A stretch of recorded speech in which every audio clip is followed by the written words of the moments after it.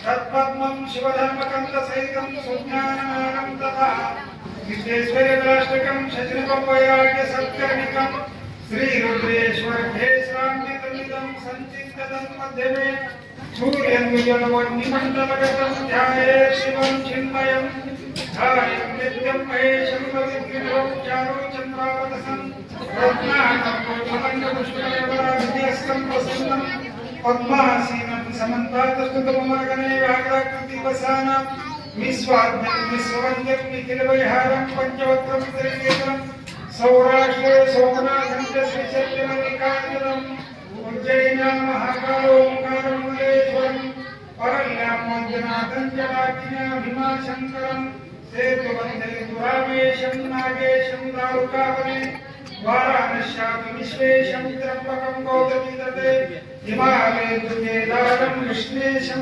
शिवालये गुणातीतकान्तं परब्रह्मशान्तं सुविद्यादिदेवं भवान्यदाहं उमानाथमीशं जराजन्नाशं स्वयं ज्योतिर्लिङ्गं नमामिष्टलिङ्गं नमामिष्टलिङ्गं साम्बजे नमः पार्वतीपते शिवर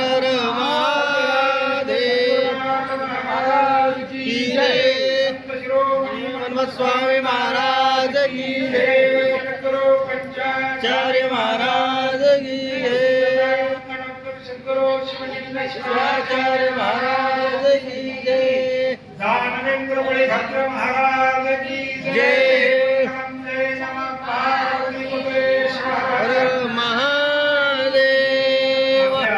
या पवित्र धर्मामध्ये गेली 14 वर्षापासून चालू असलेला अखंड शिवनामचा प्रयत्न आणि याही वर्षी मोठ्या उत्साहामय वातावरणामध्ये प्रेमानं सद्भावनेनं उत्साहानं समस्त ग्रामस्थ मंडळी या ठिकाणी साजरा केलेला आहे आणि आज या ठिकाणी आपल्या 14 वर्षाच्या सप्ताहाचा उपांत्य दिवस आहे आणि त्या निमित्तानं अन्नदान नामचिंतन आणि ज्ञानदान कथा त्रिवेणी संगम देव भक्त आणि नाथ भगवंताची कथा देवाची कथा त्रिवेणी संगम आहे कोणता या कथेमध्ये भगवंत आहे भगवंताचे भक्त आहेत आणि भगवंताचे लीला वर्णन केल्या जातात आणि भगवत चरित्र भगवत लीला वर्णन करणारं शिवमहापुराण आपण या ठिकाणी गेली 7 वर्षापासून ऐकत आहात आणि या पुराणाचे या ठिकाणी व्याख्याते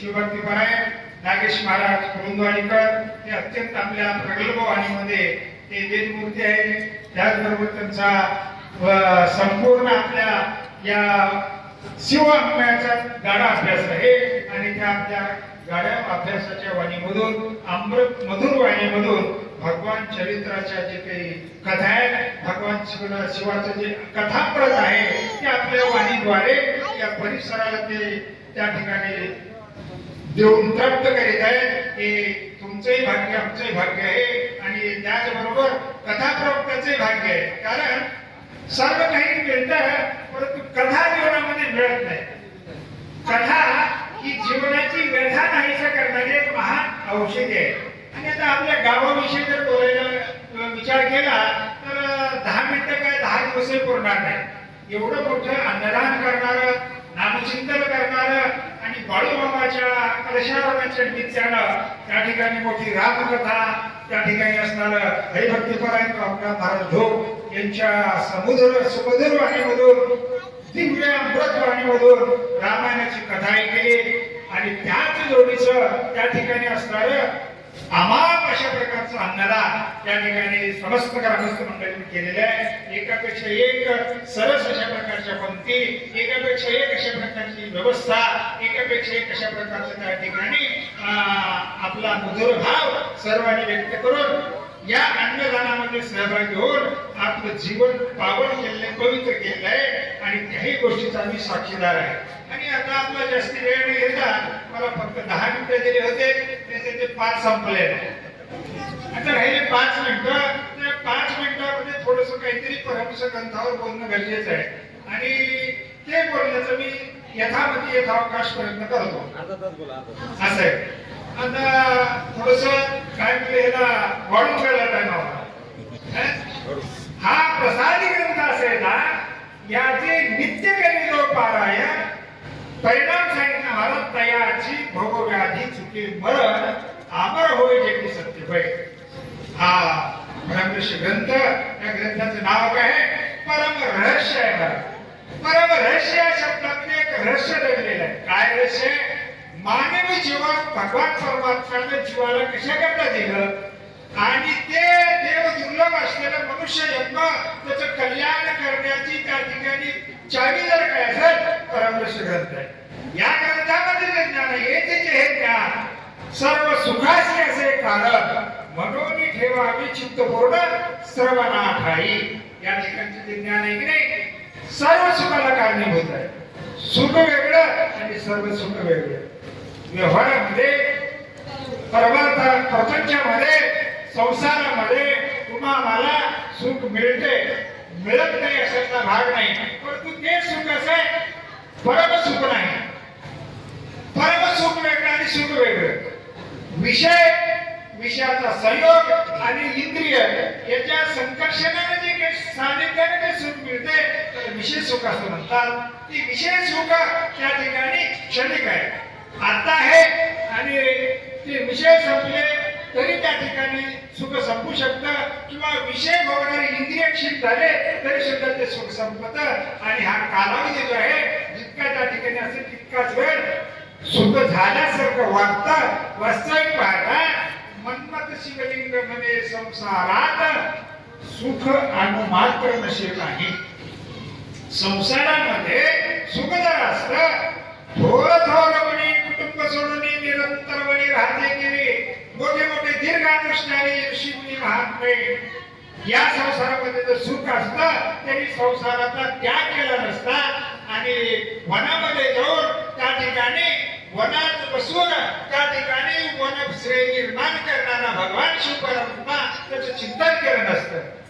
चिंतनच्या अर्थी अनादी काळापासून ऋषी मुनींनी वनामध्ये जाऊन तपश्चर्या योग कधी न साधे संसारी राहोना त्या कारणे सेवा व्यवहार योग सिद्धी होय. मग अशा प्रकारे त्या ठिकाणी मौलीचा अनुभव या ग्रंथामध्ये मौलीने ग्रंथित केलेला आहे. आणि म्हणून तपश्चर्याचा योग ज्या अर्थी मोठ्या मोठ्या महात्म्यांनी साधला त्या अर्थी त्या या आनंदाशी नाही जोडा. जे सुख परमार्थामध्ये आहे त्या परमार्थाच्या सुखाला किंवा आनंदाला दुसरा जोडा नाही किंवा दुसरं त्याला उपमा देता येत नाही. कसं सुख आहे? सुख ब्रह्मानंदी होय गगनी आनंद रमाय. ब्रह्मानंदाचं सुख जर प्राप्त व्हायचं असेल देवाच्या कथेमध्ये यावं, भगवंताच्या ग्रंथाचा रोषण त्या ठिकाणी यावं, भगवंताच्या मंदिरामध्ये यावं, भक्ताच्या सानिध्यामध्ये यावं आणि शिवहार शब्दाची करोनी आवळी लावावी देवळी लाडमाजी. देवाच्या नामाची हाक अगदी देवीपासून मारावी हे की नाही. कशी हाक मारावी? एखाद्या वेळेला मनुष्य प्रवास करीत असताना डोंगराचा रस्ता आहे, सूर्य अस्तमान होण्याला थोडा कालावधी उरलेला आहे आणि त्या डोंगरामध्ये माणसाला अडवून चोर त्या ठिकाणी काय करतात लुटतात किंवा त्याच्याकडे द्रव्य काढून घेऊन किंबहुना प्राणाची हानी सुद्धा करतात. असं जर माणसाला माहीत झालं तर त्यावेळेला मनुष्य रस्ता चालत असताना कसा चालत महाराज? कोणत्या वेगाने चालत? अगदी तातडीने चालत महाराज. आणि चलत असताना एखादी येत असलेल्या चोराचा सासू जर लागला काही शिवार कसं हातावर हात पडत नाही माणसाला शिवार मारला जणू काही कोणाला वार जाऊ नये. वार गेल्यासारखं माणसाचा हात टाळी वाजवताना त्या ठिकाणी एका ठिकाणी येत नाही. टाळी वाजवायला माणसं टाळाटाळी करतात.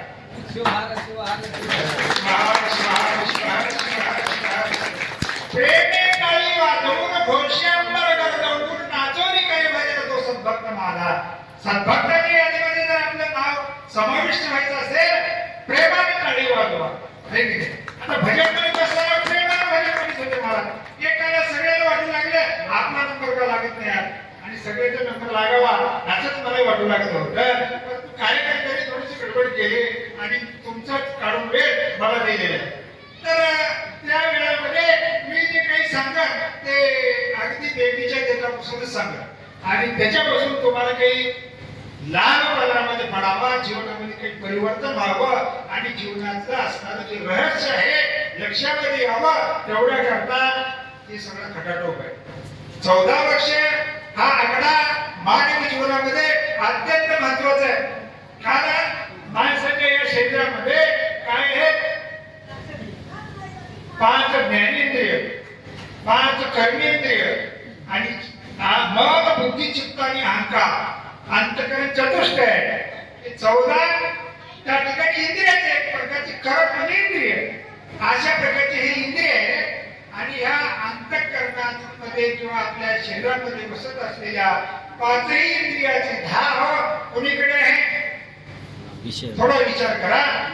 पाणी जर त्या ठिकाणी टाकीवर असलं त्याला खाली घ्यायचं असेल सहज येत नाही, उंचावरून पाणी खाली येते.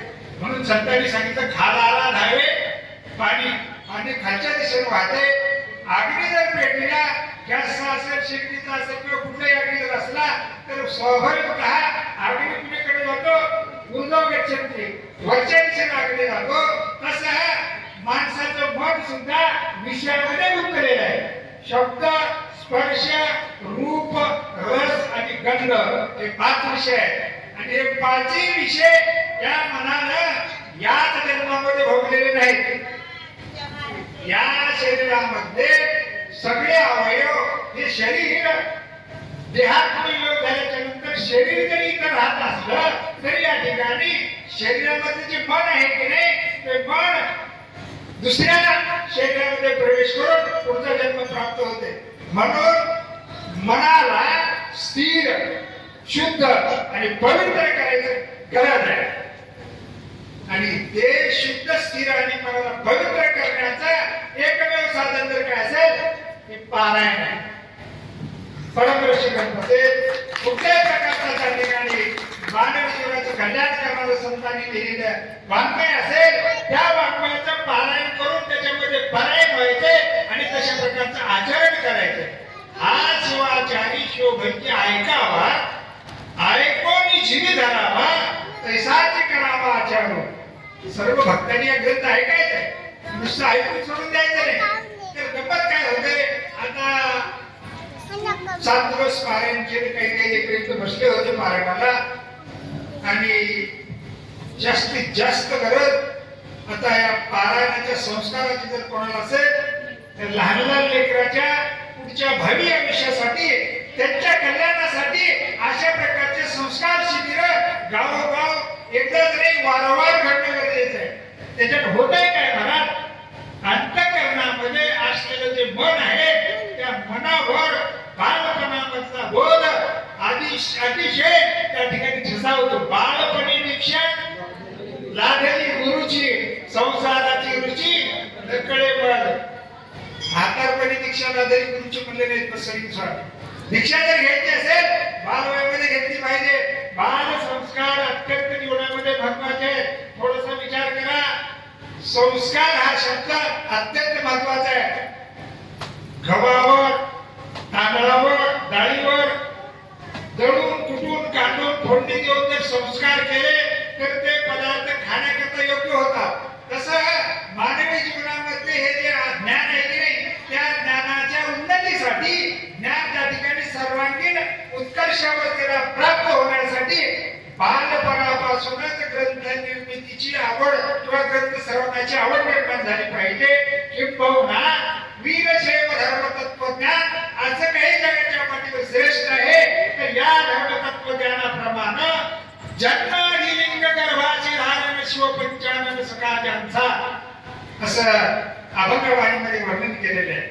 आपल्या वीरशैव संस्कारामध्ये जे संस्कार आहेत 10 संस्कार, 10 संस्कारापैकी हा गर्भाधान संस्कार किंवा त्या ठिकाणी बाळ जन्माला येण्याच्या अगोदर आईच्या पोटामध्ये बाळ वाढत असताना किंबहुना 7व्या महिन्यापर्यंत तरी का होत नाही त्या बाळाच्या नावानं स्वामीकडून आचार्याकडून लिंग संस्कार करून घेतला जातो.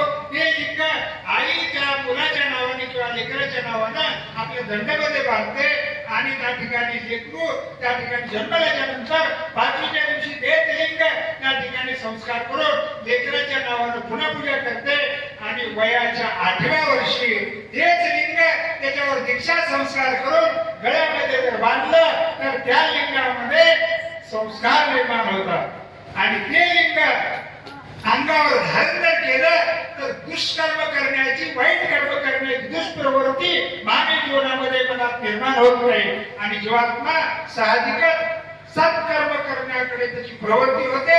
मग तो लिंग पूजा करतो, परमर्षी ग्रंथाचं पारायण करतो, त्याचबरोबर असणारे शुभाट करतो आणि गुरुने दिलेल्या मंत्राचा जप करतो. हे सगळं त्या ठिकाणी लेकरावर संस्कार होण्यासाठी आई गरोदर असताना त्या मातेच्या भाग्याने लेकराच्या भाग्याने त्यांना जर हे संस्कार ऐकायला मिळाले तर ते संस्कार कधीच विसरत नाहीत आणि म्हातारपणामध्ये जर संस्कार पडले वाया जाणार नाही परंतु तेवढा परिणाम होणार नाही. पूर्ण परिणाम जर प्राप्त करून घ्यायचा असेल बालपणामध्येच हे संस्कार आणखी रुजणं गरजेचं आहे आणि म्हणून 14 वर्षापासून तुम्ही या ठिकाणी हे संस्कार रुजवित आहात. त्याला साजेसं अन्नदान चाललंय.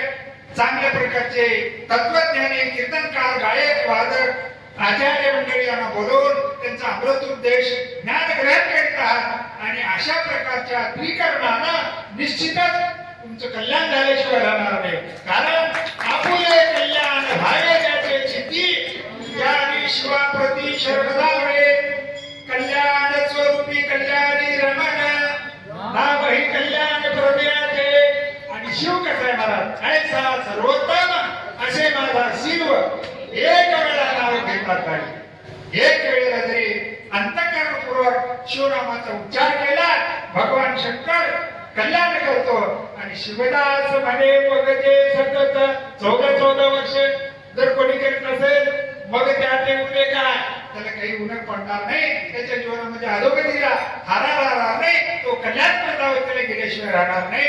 म्हणून भगवान श्रीरामचंद्र कैकेयी मातेला सगळ्या लोकांनी दोष दिला का रामाला राज्याभिषेक करायचं सोडून देऊन कैकेयीनं दशरथाकडून प्राप्त असलेल्या अधिकारानं वर मागून घेतला आणि रामाला वनवासाला पाठविलं आणि त्या दिवसापासून कैकेयी हे नाव जगामध्ये बदनाम झालं. आता बाया कैकेयी सारख्या वागत असतील पण तू कोणत्या तरी गावामध्ये कैकेयी नावाची बाई असली तर मला सांगून द्या, त्या बाऊच्या मी पाया पडतो. कैकेयीकडेच नाव आहे तुमच्या गावात बहुतेक नसेल असं मला वाटतं. ते कैकेयी माता स्वतः बदनाम झाली आणि रामाला वनवासामध्ये पाठवून राम वन गए बन गए. रामचंद्र प्रभू वनामध्ये गेले बरोबर त्यांची जी काही त्या ठिकाणी ऋषीमुनीवर कृपा करण्याची प्रवृत्ती होती जगतामधल्या बारीक सारीक आज्ञानी जीवाला वनामध्ये डोंगरामध्ये जाऊन मोठ्या मोठ्या ऋषीमुनीच्या गाठीभेटी घेतल्या. काही साधी दुर्लभ साधू समागम संतांचा समागम केला. अस्त्री अगस्त्री अत्री महामुनी सारख्या ऋषीचं दर्शन घेतलं आणि त्यांच्याकडून उपदेश घेऊन आपलं जीवन रामचंद्र प्रभूने कृतार्थ केलं आणि त्या सर्वांच्या आशीर्वादाने रामे रामेश्वर आरंभी स्थापिला दशकंठवतीला शिव वरदे आणि भगवान शंकराच्या वरदानानं रामेश्वर हरिकाची साधना करून भगवान रामचंद्र प्रभूनं त्या ठिकाणी असणारं आत्मकल्याण करून घेतलं आणि तुम्हाला एक आमच्या भारतीय संस्कृतीला आदर्श जीवन रामचंद्र प्रभूनं दिलं. आता बाकीच्या देशामध्ये असे आदर्श पुरुष नाहीत म्हणून बाकीच्या देशाची संस्कृती भारतासारखी पूज्य ठरू शकत नाही का तर त्यांच्या पुढे जे आदर्श म्हणतात आयडियल नाही. आयडियल काही कोणी नाही कोणासारखं वागावं कोण वागला त्याच्या येण्याची पद्धत चालू जाता मग पुढे गुंता कोठे काही ह्याच मार्गाने जर गेलं तर कुठल्याच प्रकारचं कल्याण होणार नाही. असा आदर्श पुरुष दुसऱ्या देशामध्ये नाही आणि आपल्या राज्यामध्ये आपल्या भारत देशामध्ये महाराष्ट्रामध्ये काय झाले मोठे मोठे ऋषी वशिष्ठ वामदेव कुंभोद्भव नारद व भक्त प्रल्हाद अंबरीश राजा राजा हरिश्चंद्र सत्रियान चांगुरा असे मोठे मोठे अनुष्ठानी राजे महाराज होऊन गेले. त्यांनी जीवन जगले आणि कसं जीवन जगावं हे जगाला आदर्श दाखवून दिला. अशा प्रकारानं हे जीवनाचं परिवर्तन करण्याकरता 14चा आकडा अत्यंत महत्वाचा आहे. आणि तो 14वा आकडा तुम्ही पालन करताना भक्ती करणाऱ्यांनी अन्नदान करणाऱ्यांनी पार केलेला आहे. आता निश्चितच तुमच्या कल्याणाचं जीवनाचं कल्याण झाल्याशिवाय राहणार नाही. आणि अशाच प्रकारचं कल्याण करण्याची शक्ती तर कशामुळे निर्माण होत असेल. मौलीनं 17व्या अध्यायामध्ये सांगितलेले हा प्रसादी ग्रंथ असेल. हा ग्रंथ कसा आहे? प्रसादी. आता पुष्कळ वाङ्मय जगामध्ये निर्माण झालेलं आहे. आता वर्तमानपत्र तर दिवसातून 8-10 निघतात, परंतु ते वर्तमानपत्राचं पारायण कुठं झालेलं मी तर ऐकले नाही. तुम्ही ऐकलं असं सांगा. वर्तमानपत्राचं पारायण होत नाही. का होत नाही? मला तर एक निश्चित असं कारण आहे. वाचे बरवे कवित्व, कवित्वे रसिकत्व आणि रसिकत्वे परतत्व स्पर्श द्यायचा. पारायण कोणाचं होते? वाचेमध्ये काव्याचा गुण असावा, जो का परमर्षी ग्रंथामध्ये, सिद्धांत शिरोमणी ग्रंथामध्ये, मन्मथपौरीच्या अभंगवाणीमध्ये प्रत्येक एका शब्दामध्ये काव्य गुण आहे. आणि कितीही जरी गायलं तर ते परंपरा गावं वाटते. आता आरती शिवराजी आम्ही किती वेळा म्हणतो, शिवदारी संतांची मंडळी किती वेळा म्हणतो, तरी आता हे राहू द्या वेळे बंद करा, दुसरं काही तर पण असं कोणी म्हणते का? असं म्हणलं जात नाही का? त्याच्यामध्ये काव्य गुण आहे, रसिकता आहे. आणि याच्यापेक्षा विशेष गुण जर त्याच्यामध्ये काय असेल, आत्मतत्वाला स्पर्श करून आलेली ती वाणी आहे, अनुभवजन्य वाणी आहे, अनुभवजन्य ज्ञान आहे, म्हणून त्याला विशेष महत्व आहे. आणि असा हा ग्रंथ प्रसादी असल्यामुळं याचं सप्ताहपुरत पारायण मर्यादित ठेवू नका. पारायण जर करायचं असेल तर नित्य पारायण करा. भले तुम्हाला जीवनामध्ये व्याप आहे, बरेचसे कामं पार पाडायचे, जबाबदारी आहे, बरेच अशा प्रकारचं काही तुमच्या पुढे कामाचा डोंगर आहे, कबूल आहे. परंतु गंमत अशी आहे, असं म्हणू नका काय सर्व महाराज आम्हाला पारायण करण्याकरता कसे झाले मरायला पुरुषात नाही असं म्हणतात. मरायला पुरुषात नाही असं म्हणतात. मरायला पुरुषात नाही म्हणणं हे अतिशय अज्ञानाचं लक्षण आहे. जीव करावं लागते मरायला पुरुषात नाही असं म्हणणं का? थोडस विचार करा. मरण काही आपल्याकडे कोणाकडे येत असताना दयेचा अर्थ म्हणून येते का? फलाने फलाने अप्पा मी तुमच्याकडे यावा असा विचार करीत आहे, ह्या दिवशी हो काय, आणि तुम्ही यात म्हणलं तर मी येतो, नाही म्हणतो आपण असं परत कधी म्हणते का? मरण कवनाशीला चुकेना राहती ब्रह्मानिके किंवा कोण वेळा होय काय नाही देहाचा निश्चय. देहाचा निश्चय सांगता येत नाही. हे शरीर जेवढं महत्वाचं आहे तेवढंच क्षणभंगूर आहे. क्षणभंगूर नाही भरवसा वारे सावध तोडा माया आशा. हे सगळं सोडून द्यायचंय, त्याच्यामध्ये गुंतायचं नाही. सोडून देऊन कोणाला जायचं नाही, त्याच्यामध्ये गुंतायचं नाही. हे ते गुंतू नका बापा. काळ वैसला असे बापा, मृत्यू असोनिया श्री सुख मानिता संसारी. काय म्हणावे तुम्हाला आयुष्य कैसे पोट झाला. मृत्यू डोक्यावर आहे घेऊन हाती उभा काळ दंड आयुष्याचे झिंड पाडीत असे. तसं एखादं शेतकरी ऊस तोडीत असताना ऊस पाडतो, त्याचे छगले करतो आणि त्याच्या नाता तयार करून दुसऱ्या शेतामध्ये फेरतो. तसं पलापलानं क्षणाक्षणानं काळ आपलं आयुष्य खाऊ लागलेलं आहे. आणि आता गेल्या वर्षी मी इथं आले होतो कथेला, त्यावेळेला जेवढं माझं आयुष्य होतं तेवढं आज नाही. एवढंच कशाला, मी घरून कथेला तुमच्या दर्शनाला निघालो त्यावेळेला जेवढं माझं आयुष्य होतं तेवढं आता नाही. आणि कथा संपल्यावर आता जेवढं आहे तेवढं सुद्धा राहणार. म्हणजे क्षणाक्षणानं आयुष्य चाललेलं आहे. आणि एक एक मानवी जीवनातला क्षण अत्यंत महत्वाचा आहे, तोलाचा आहे, मोलाचा आहे. कसा मोलाचा आहे महाराज? एक एक सांस जाता है 3 काल का बोल, कहना था सो कह गया, कितना बजाऊ ढोल म्हणजे केवळ दर्श. शांतीप्रभू एकनाथ महाराजांनी मनुष्य शरीराचं महत्व प्रतिपादन करीत असताना असे सुंदर बोलणे घातलेले नाथ भागवतामध्ये. समुद्रवाले अंकित प्रथमी तिथे आला, मेरू तुल्य स्वर्ग तिथे आला, तरी न मिळे नर देईचा अर्धाक्षर, एक क्षण सुद्धा नाही, अर्धाक्षर सुद्धा मिळत नाही. किती काय दिल्यावर सगळी प्रथमी दानगाडी गेली. आता आपल्या बापाला 3 एकर 2 गुंठ्याची वर राहील नाही, 10-20 गुंठ्याची किंवा 10-20 एकरचं लई माणसं कमी येत आता. असं मी तुमच्या गावात असतील नाही असं म्हणत नाही, परंतु 3 एकर 2 गुंठे याच्याशिवाय जास्त जमिनी राहिली नाही की नाही. आता एवढी पृथ्वी सोनं दान दिले तर पृथ्वी दान दिल्यानंतर हे आयुष्यातला क्षण मिळत अर्धा क्षण मिळत नसेल तर आपले 3 एकर गुंठ्याची कुठं बाजूला हो महाराज कशाने आपल्याला करता येईल ते कशाने मिळत. देवाचा उपकार आहे. एक तर दिले इंद्रिय हातपाय कान मुख डोळे बोलाया वचन, जे तू थोडीशी नारायण नाचे जीव पण भवरोग, एवढी सगळी सामग्री देऊन हे मॉडेल देवाने इथं प्रतिलोकामध्ये पाठविले आणि हे भद्दच करू लागलेले महाराज आमचं शरीर. नको ते चाळे करण्यामध्ये, नको ते चोचले करण्यामध्ये या विषयाचा क्षण त्याला गमविला. मग कोण्यानेही कराल सार्थक लेख करोनिया, हा देह जर गमविला बाकीच्या कुठल्याही क्षेत्राने सार्थक होऊ शकत नाही. अगदी मी तुम्हाला पुढच्या टप्प्यावर सांगतो, संतांच्या मुखात सांगतो, देवाधिकाचं शरीर जरी मिळालं तरी हे कार्य घडत नाही.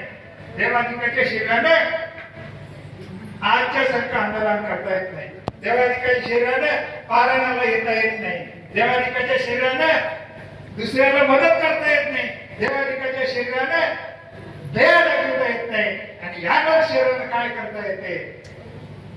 साधू मिलन, हरिभजन भजन, दया धर्म उपकार, तुलशी 5 रत्न आहे सार. 5 सार गोष्टी प्राप्त करून घेण्यासाठी भगवान परमात्म्यानं हे शरीर आपल्याला दिलेलं आहे. आणि या 5 गोष्टीचा विश्लेषण जर करायला अजून तुमचा वेळ जाईल. तुम्ही सुज्ञा बहुश्रुत अशा प्रकारचं गाव आहे.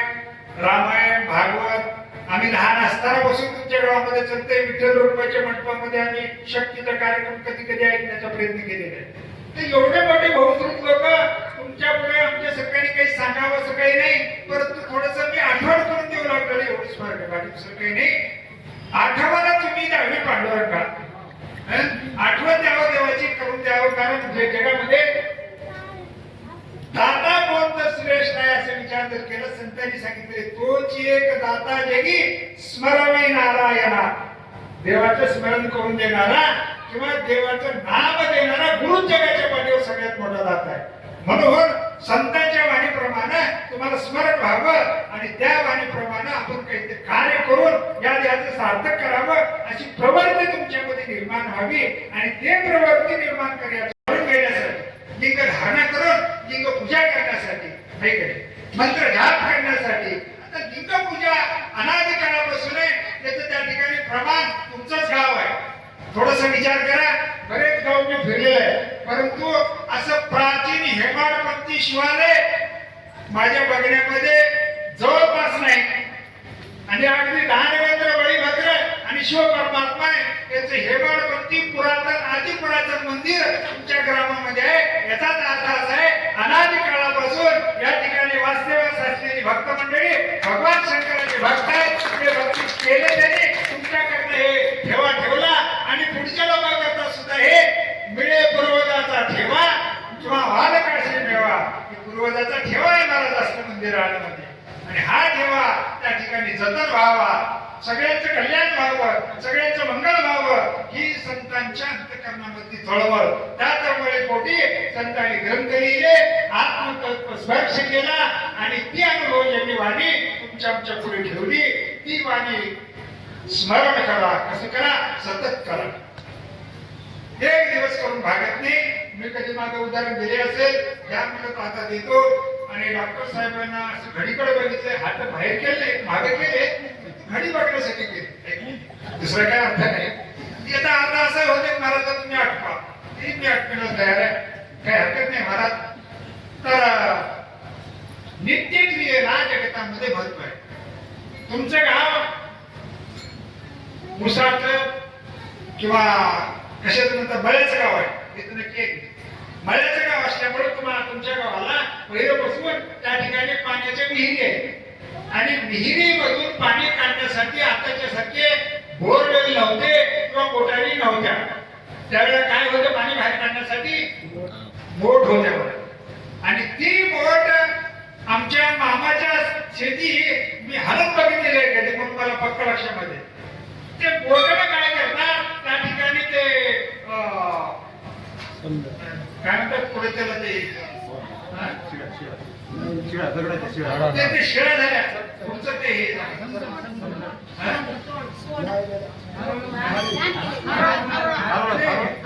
हे मागे पहिलं पुढे जातात पुन्हा मागे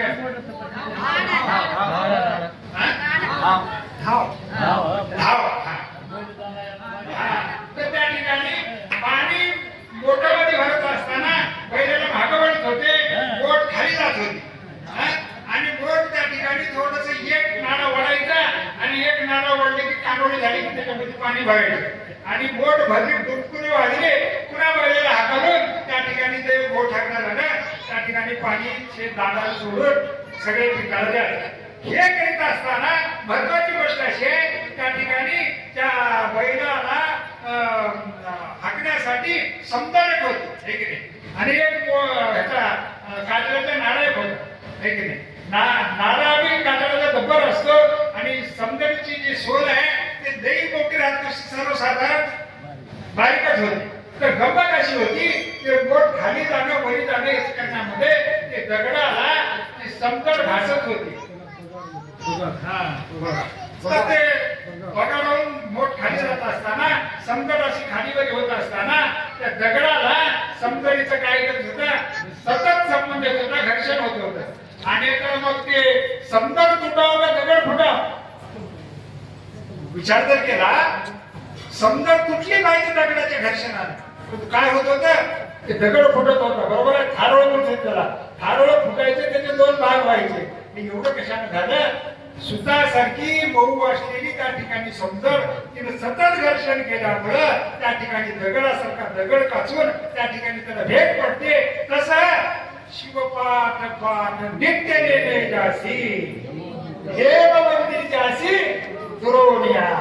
शिवनामाचा पाठ नित्य नेमानं अगदी टेंबीच्या बोटा बसून मी सांगत होतो आपल्याला, चोर त्या ठिकाणी अरण्यामध्ये आलेलं कळल्याच्या नंतर मनुष्य कशी हाक मारतो, बरोबर बापू हवाल्यास मिळते बरोबर जोरात घ्यावं लागेल किंवा एखाद्या बनिमीला आग जर लागली, आग विझविण्यासाठी ते बनिमाला किती गदा घेत होता.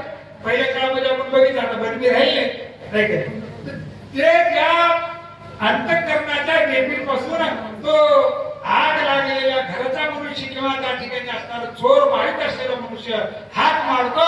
तसं प्रेमे आळवावा धुरशेती स्वार्था लागी आपुया. तसं भगवान शंकराचं ध्यान देवीच्या निजापासून करा, नामचिंतन करा आणि हे मनावर जर घेतलं तर सतत करता येते. त्याच्यामध्ये काही अवघड नाही, वेगळा वेळ देण्याची गरज नाही. करून बघा, फक्त मनावर घ्या आणि करा. 60-70 किलो कापूस येणारे पावले इथे असते कापसाच गाव आहे.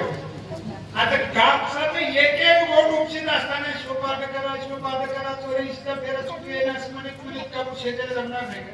थोडा विचार करा. ओम नमः शिवाय शिवाय नमः शिवाय म्हणून कापूस उपटा येणार नाही का? कापसाचं त्या ठिकाणी गोंधळी करता येणार नाही का? आता सुद्धा बघा शेतात गोंधळी मोठी मोठी पांढरशिपट वाढत झाली. हे सगळं काम करत असताना दळिता कांडिता सोनिता गे बाईये जगद्गुरु तुकाराम महाराज म्हणजे दळित असताना कांडित असताना सर्व काम करीत असताना देवाचं नाव घेण्याचा जर आम्हाला मनाला छंद जर लागला, नको तो छंद सोडून द्या. बाकीच्या छंदाच्या फंदामध्ये पडू नका. एकच छंद राहा, शिवनाद शिवछंद प्रेमे सदा शिव स्मरावा. शिवाचा नामाचा छंद धरा आणि देखला डोळा वैसला म्हणे दोच वदने विचारे.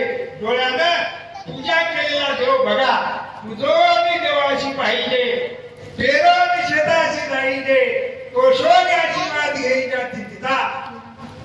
नाथराय किंवा त्या ठिकाणी विश्वजननी ज्ञानोबा राय लिहितात, तुझोनी देवाशी पाहिजे. देवाची पूजा करा डोळे भरून देवाकडे बघा आणि ते रूप डोळ्यामध्ये साठवा. देखीला डोळा बैसला मनी मनामध्ये धारण करा. तेची वदने उच्चारे जशी की गोकुळच्या गवळणीची अवस्था झाली होती, है की नाही? गवळणी काय करत होत्या? त्या ठिकाणी दूध विकायला जात होत्या आणि दूध विकता विकता हरी घ्या कोणी, दामोदर घ्या कोणी, बोरस घ्या असं म्हणता म्हणता देव घ्या कोणी, देव घ्या कोणी असं म्हणत होते. हे कशाचं नाद आहे? कशाचा परिणाम आहे? लागलेल्या छंदाचा परिणाम आहे. कसा देवाच्या नामाचा छंद जीवनामध्ये लागावा. हा छंद तुम्हाला लागलेला आहे. तुम्ही आपलेही कल्याण करीत आहात आणि तुमच्या बरोबर आमच्यासारख्या 40 माणसाला सुद्धा तुम्ही 7 दिवस अन्नदान करून, नामचिंतन करून, कथा ऐकून जे पुण्य मिळालं ते शेवटच्या दिवशी शिवकथा मला 200 ऐकायला मिळणार आहे. पारायणाची आरती ऐकायला मिळाली आणि पारायणाचं भजन ऐकायला मिळालं आणि आता त्याच्यावर थोडंसं चिंतनही करण्याचं सद्भाग्य तुमच्या आशीर्वादाने मला प्राप्त झालं. खरोखर मी धन्य आहे. आणि आपला जास्त वेळ न घेता काय करा, हा प्रसादी ग्रंथ असल्यामुळं, संतवाणी असल्यामुळं निश्चितच जीवनाची उन्नती करू शकते हा विश्वास मनामध्ये ठेवा. जे विश्वास भावे वाचिती ते संसार सुख भोगणे आणि ती साहित्य पदार्थे पावती पटत करिता धान्य होती कीर्ती वाढे आपा. 17व्या अध्यायामध्ये सगळं आलेलं आहे. त्याचं ग्रहण करा, आत्मकल्याण करून घ्या. तशा प्रकारची सद्बुद्धी जगदाज जगदीश्वर भगवान शिवपरमात्मा दानवंत बळीभद्राच्या प्रेरणेनं दान करण्याची प्रवृत्ती तुमच्यामध्ये आहे ती वाढीला लागावी. नाम घेण्याची प्रवृत्ती तुमच्यामध्ये आहे ती भगवान शंकराच्या कृपेने वाढीला लागावी आणि असंच सगळ्याकडे सगळं सत्कार्य तुमच्याकडून घडावं. शिवनाम कंठी नको विसर, पार्वतीचा वर भक्ती देतो. शिवनाम कंठात विसरू नका. भक्ती केली म्हणून कोणाला दाखवायची गरज नाही. केले परे संचिरे संचित वाचे उच्चारणे निभ्राण अर्पण करायचे शिवाला मी सत्व. हे सगळं ते तुम्हाला पाठ आहे म्हणून कसं करीत आहात. अशा प्रकारचे तुमच्या भक्तांचं भगवान शंकराचं किंवा परमेश्वराचं मला सतत स्मरण व्हावं आणि सतत शेवटच्या 7 दिवसापर्यंत तुमच्यासारख्या शिवभक्ताचं दर्शन, त्यांचा छंद लागलेला मनाला चाळा हा शेवटपर्यंत माझ्या टिकावा आणि शिव शिव म्हणता जावो माझा प्राण हिची भावना मंगल प्रसंगी व्यक्त करून सगळ्यांचं मंगल व्हावं, कल्याण व्हावं अशा प्रकारचं कार्य करण्याची सद्बुद्धी भगवत कृपेने गुरुकृपेने तुमच्या आम्हाला प्राप्त व्हावी हीच एक मनोकामना व्यक्त करून या ठिकाणी झालेली सेवा प्रातस्मरणे कालबंधनी गुरुमाऊली जगदाजी जगदीश्वर भगवान शिवपरमात्मा आणि त्याच शिवाचे सगळे शिवभक्त या सगळ्यांच्या चरणी स्पर्श काय समर्पित करून पुढे एकदा सर्वांचं मनपूर्वक दर्शन घेऊन मी या ठिकाणी माझ्या वाणीला विराम देतो. सद्गुरुनाथ महाराज की जय, स्वामी महाराज की जय, पंचाचार्य महाराज की जय, शिवलिंग शिवाचार्य महाराज की जय, शिवाचार्य महाराज की जय, महाराज की जय, शिवाचार्य महाराज की जय, शिवयोगी संत शिरोमणी स्वामी महाराज की जय, वैराग्यमूर्ती शिवसंत लक्ष्मण महाराज की जय, बसवेश्वर महाराज की जय, जगज्योती महात्मा बसवेश्वर महाराज की जय, गोरे भाई सब संतर की जय, सब शरणन की जय.